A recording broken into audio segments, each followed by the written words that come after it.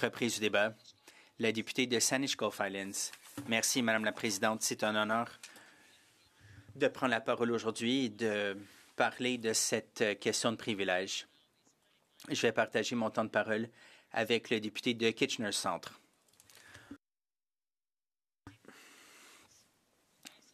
Je tiens à ce que les règles soient respectées.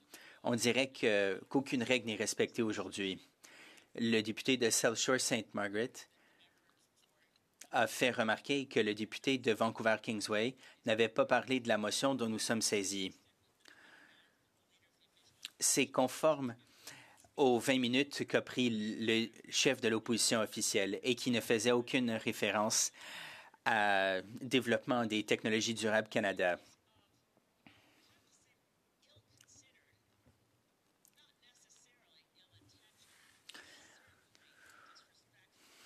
Alors, des décisions irrespectueuses ont été prises. On a eu des événements choquants aujourd'hui. L'énoncé économique de l'automne devait être posé aujourd'hui. Il devait être présenté par la ministre des Finances. Cette ministre devait nous expliquer pourquoi la limite de 40 milliards de dollars pour le déficit avait été enfreinte. Elle devait nous expliquer ce qui était dans l'énoncé, ce qui n'y était pas, et permettre à tous les partis, y compris le Parti vert, d'y répondre et de poser des questions. Mais tout s'est volatilisé. Moi, je tiens à ce que les règles soient respectées. Madame la Présidente, dans les 8 prochaines minutes, avant de céder la parole à mon honorable collègue, rien de ce que je vais vous dire n'est pertinent pour la motion dont nous sommes saisis. Mais c'est l'occasion pour moi de dire ce qui a besoin d'être dit.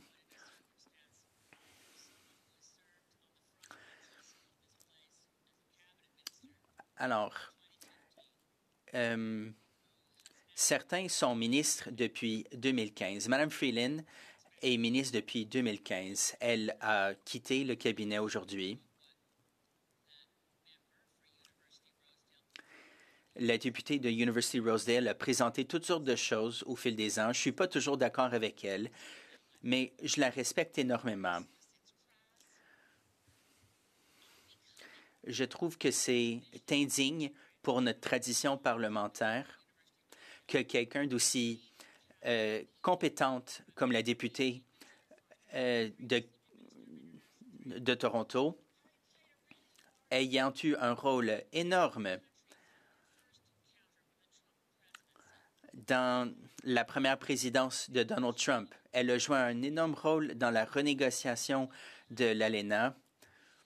Le Canada n'était pas perdant. En fait, je pense qu'on s'en sort mieux grâce aux dispositions sur l'énergie et sur les dispositions sur la protection des investisseurs et des États. Cette députée de University Rosedale était la première Canadienne interdite de territoire par Vladimir Poutine.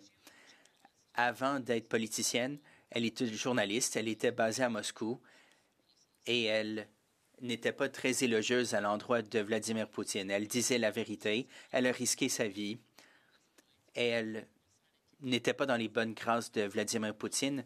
M. Poutine a décidé de la déclarer interdite de territoire russe. Depuis, la Russie a envahi l'Ukraine et nous faisons tout en notre pouvoir pour soutenir l'Ukraine et pour mettre fin à la brutalité de l'invasion russe. Finalement, j'ai été porté à la même liste que la députée d'Université Rosedale. La députée était toutefois courageuse. Elle a vécu à Moscou. Elle était journaliste. Elle nous a également permis de traverser la COVID. Le Canada est sorti de la COVID différent, fissuré. J'aimerais bien que des psychologues nous expliquent pourquoi on est plus divisé qu'avant. Et pourtant, on a traversé la COVID avec la moitié des décès que nos voisins au sud de la frontière. On a traversé cette pandémie en utilisant des prestations qui, pour la première fois de notre pays, ont permis de réduire la pauvreté des enfants. Il y a beaucoup à dire sur la députée de University Rosedale et je tiens à dire publiquement en cette Chambre, merci. J'ai souvent fait valoir l'importance de protéger l'environnement à ses côtés. Elle était une personne qui était au service du pays.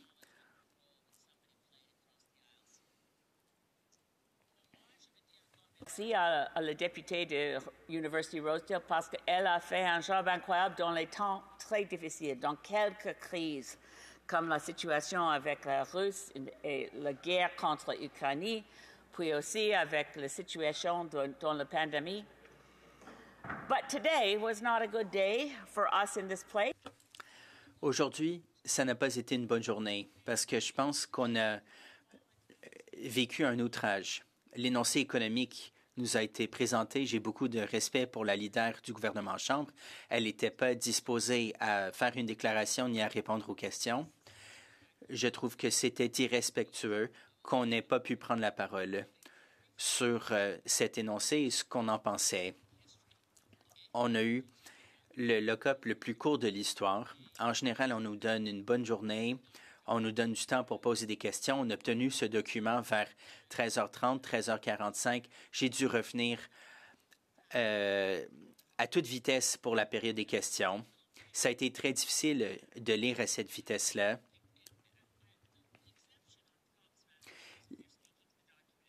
L'exemption au sujet des accessoires, c'est si on parle du document lui-même. Alors, la députée ne peut pas pointer l'accessoire en question. Elle peut en parler et y faire référence. La députée de Saanich Gulf Islands. Merci beaucoup. On apprend quelque chose de nouveau tous les jours. Je pensais que c'était acceptable de tenir cet accessoire dans ses mains. Peut-être faudrait-il vérifier les règlements. Quoi qu'il en soit, au sujet de cet énoncé, il n'y a rien de nouveau. Il y a très peu de choses sur le logement, des broutilles sur l'environnement. On propose dans cet énoncé que le gouvernement collabore avec les assureurs pour obtenir une couverture d'assurance contre les inondations pour les Canadiens qui vivent dans des zones à risque. Ce ne sera pas une solution pour une crise climatique qui avance très rapidement. Que ce soit les rivières atmosphériques, les dômes de chaleur, comme celle qui a tué 619 résidents de la Colombie-Britannique en 4 ans à l'été de 2021. On peut penser à l'ouragan Fiona, des catastrophes naturelles ou des tornades qui ont ravagé certaines parties d'Ottawa. Je pense aux inondations, aux sécheresses, aux catastrophes naturelles en tout genre. Et pourtant, très peu dans cet énoncé pour rassurer les Canadiens ou pour nous faire comprendre que le gouvernement a compris l'ampleur de cette crise climatique. Je pense aux incendies de forêt. C'est vraiment mauvais pour sa santé de respecter la fumée des incendies de forêt. Madame la Présidente, dans la minute qu'il me reste, je voudrais dire ceci. L'énoncé économique, en substance, est très décevant. Mais la façon dont ça nous a été présenté, le gouvernement ne tient pas ses promesses financières. C'est vraiment un creux pour le gouvernement canadien.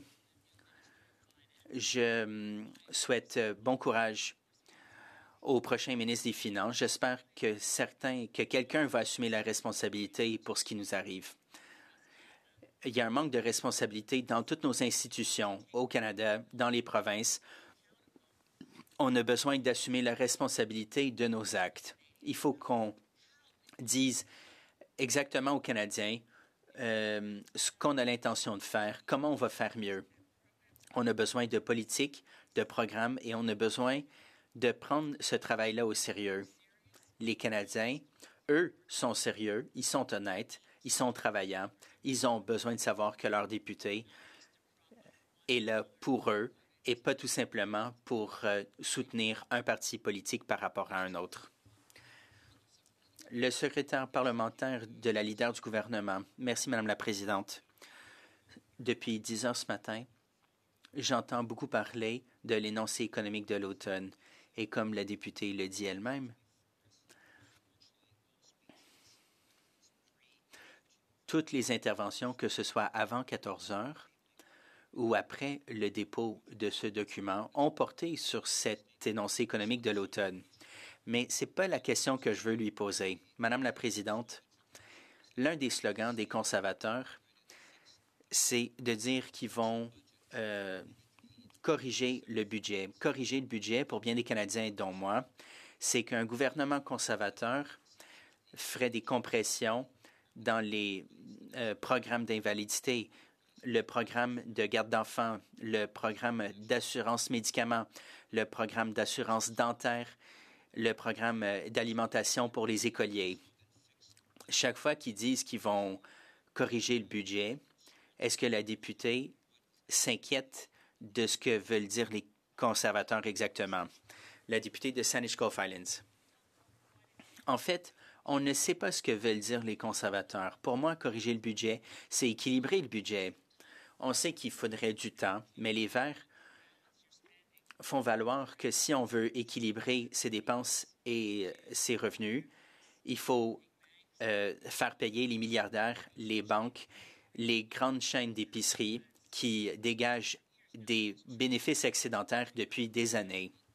J'ai posé cette question à la ministre des Finances, à l'ancienne ministre des Finances la semaine dernière. Elle nous a dit que le gouvernement a imposé une taxe sur les bénéfices excédentaires, mais c'est une toute petite taxe et ça ne s'appliquait pas au pétrole au gaz ni aux chaînes d'alimentation et ça ne s'appliquait pas à la richesse. Il y a eu une augmentation marquée du nombre de milliardaires. Je suis sûr qu'ils sont tous très gentils, mais j'aimerais ça qu'ils soient suffisamment taxés pour qu'ils passent de milliardaires